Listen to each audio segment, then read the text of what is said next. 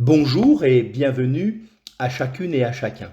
Très heureux de se retrouver encore pour un temps de partage autour du thème de la foi. Je lis dans l'évangile de Matthieu deux textes. Le premier dans Matthieu au chapitre 8, le verset 10. Jésus dit « Je n'ai pas trouvé, même en Israël, une si grande foi ». Et un peu plus loin dans le même évangile, au chapitre 15, au verset 28, il déclare « Femme, ta foi est grande ».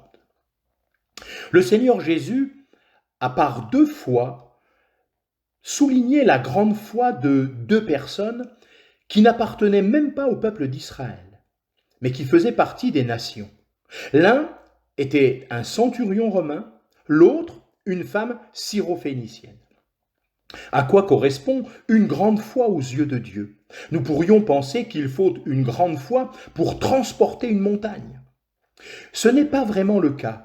En fait, il nous faut tout simplement de la foi comme un grain de moutarde, nous dit l'évangile de Matthieu au chapitre 17, les versets 19 et 20. Le centurion romain a dit au Seigneur qu'il n'avait pas besoin de venir jusque dans sa maison pour guérir son serviteur. Il suffisait qu'il dise une parole. Cet homme savait vraiment qui était Jésus, le Messie d'Israël, son Seigneur et son Dieu. Sa foi s'appuyait sur cette certitude. À une époque et dans un pays où cette vérité était largement combattue, il fallait une grande foi pour tenir ferme et confesser une telle vérité au sujet de la personne de Jésus-Christ.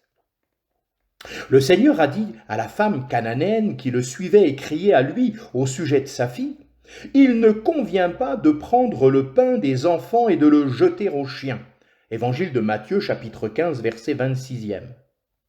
Il ne convient pas de prendre les bénédictions des enfants, ici bien sûr le peuple juif, et de les jeter aux chiens, impurs comme les gens des nations. Elle a répondu d'abord par ces deux mots, « Oui, Seigneur ». Elle acceptait entièrement le jugement du Seigneur. En quelque sorte, elle a dit, « Je n'ai aucun droit à faire valoir, mais je fais appel uniquement à ta grâce. » Les chiens ne mangent-ils pas des miettes qui tombent de la table?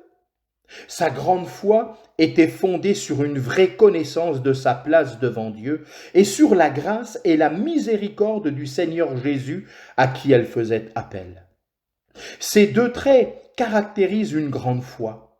Reconnaître vraiment la grandeur du Seigneur et être profondément convaincu qu'on ne mérite rien. Ayant cette conviction, on peut s'appuyer uniquement sur la grâce de Dieu. Elle nous est parfaitement accessible.